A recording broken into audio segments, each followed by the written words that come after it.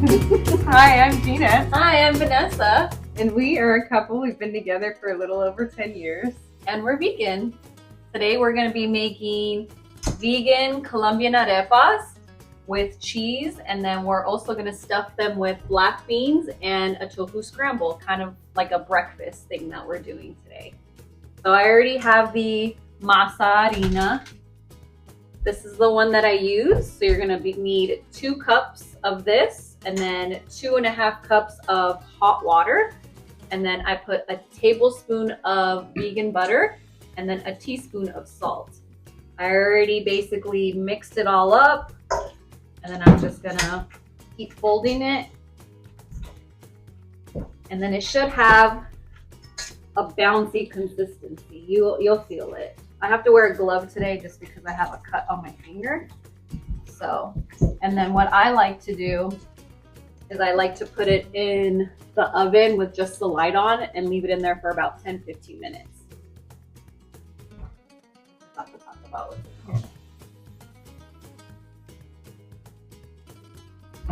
We also have the tofu going. If you want the tofu scramble recipe that we use, it's a few videos back, and we can probably link it below. We'll figure that out. So we'll come back and we'll show you how she handles the arepas. Yeah. Thank you. Oh. 3, 2, 1, go. So now we're just gonna shape them. I've already let them sit for about 10-15 minutes. And you're just gonna grab just like a handful of a ball. And then now you just shape them. It's a special skill. I've tried to do this and she said, you ain't doing it right. What is it that you enjoy about making these? It's more of like a meditative state that I go into. It reminds me of just being back in Colombia. It's been over 15 years that I haven't been back home. So whenever I make these, it just reminds me of being at my grandparents' house, or even being at our family farm. And I remember always being in the kitchen with my grandparents, or in Colombia, it's very traditional to have like maids. And I remember I always loved the maids that we had at my grandparents' house. And I would always be in the kitchen with them, and they would show me how to make arepas or make some of the comfort foods that I enjoyed. And now I'm just trying to recreate them to be vegan. So, and it's creative too. It's like a creative outlet, artistic with your food. I have a hard time making anything with dough, like anything that requires like patience. But I saw a video the other day of this girl that was saying, you know, when you're cooking in the kitchen, you don't have to act like the whole kitchen's on fire.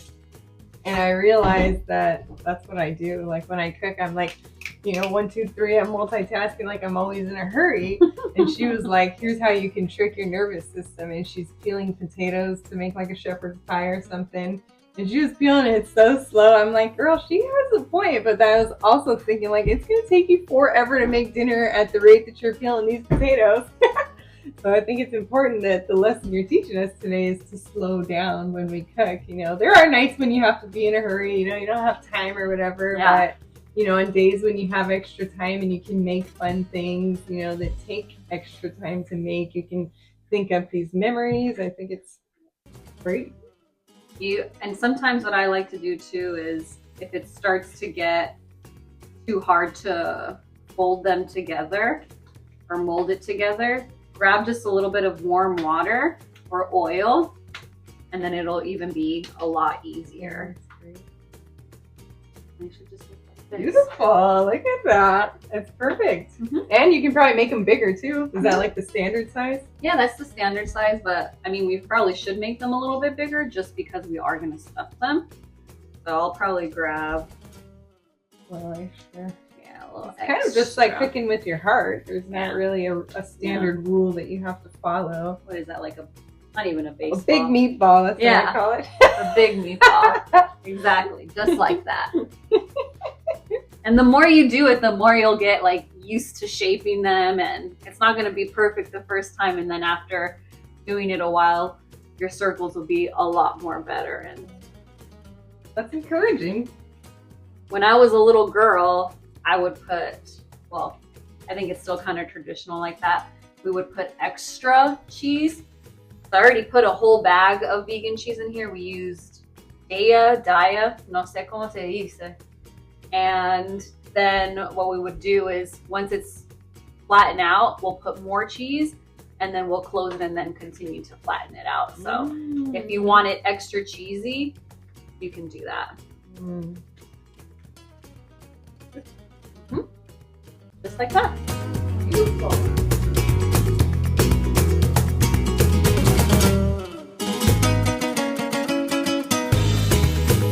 Look at this little tiny one.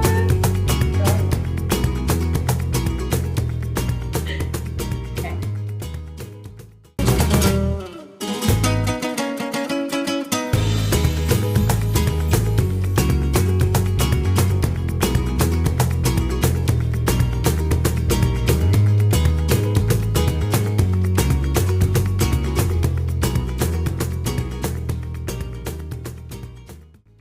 Okay, let's chat about the vagus nerve. It stretches from the base of your brain all the way down to your stomach and is a key player in managing stress, digestion, emotional balance, and overall nervous system regulation. When it becomes out of balance, you might notice feeling drained, numb, or disconnected from your emotions, like life feels flat instead of filled with joy or sadness. You may find yourself withdrawing from others, experiencing heavy limbs, constantly cold hands and feet, and feeling easily overwhelmed by everyday tasks or decisions. Prolonged stress or trauma can disrupt the vagus nerve, sometimes causing your body to enter a freeze state, a natural response when everything feels like too much. It's important to remember this isn't your fault. Recognizing when your vagus nerve is shutting down is a powerful first step toward healing. From there, you can start to restore balance and energy through targeted exercises, mindful movements, and breath work that help reawaken the nerve and bring your body back online. Okay, here are some somatic movements. This is shaking, and when you shake, it helps to move static energy. It also helps us recognize and honor our feelings, and by shaking, it moves these feelings around. This movement is called swaying, just a side-to-side movement. Emotions are just energy in motion. So when you feel stressed or anxious, then move your body, and that'll help calm you and bring your breath back to normal. This last move here is just taking a big breath inwards when you go up, and then when you release, you exhale, and you can even make a loud sound. This movement here is called rocking. This helps to self-soothe by rocking and holding the body, which helps tap into memories of being rocked and held and cradled as a child.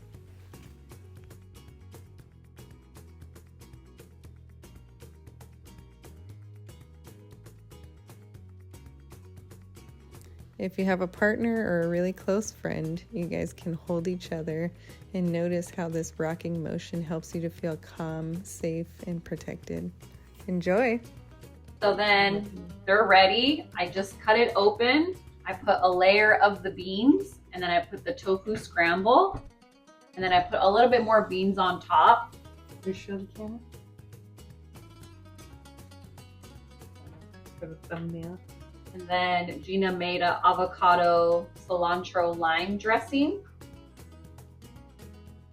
Because we needed saucy. But this isn't authentic though, right? No, not at all. In Colombia, they don't use sauce, but here in our house, we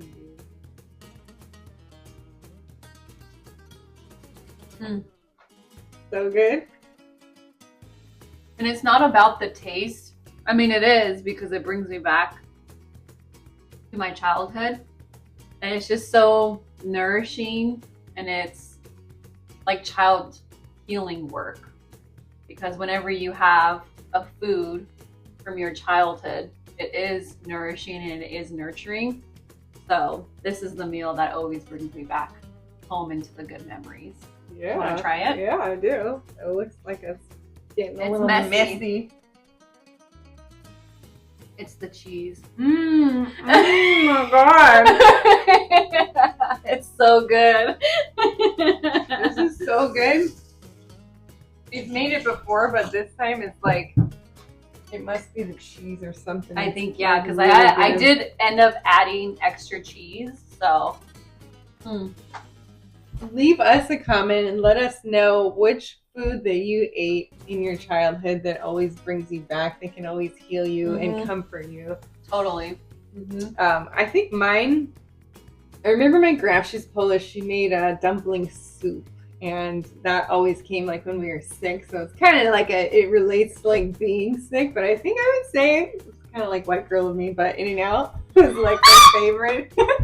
But it brings me back to when we ate In-N-Out. One time in particular, we used to vacation in Ventura Beach, California.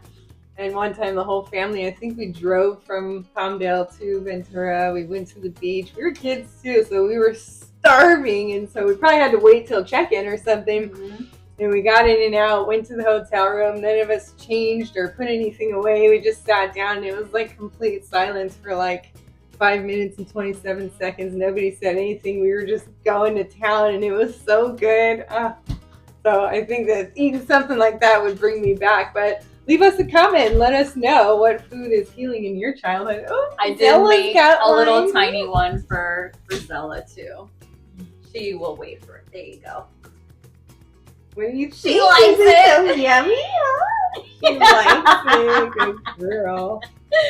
Well, thanks for joining and thanks for healing with us. Thank you. We love you. We love you. We out.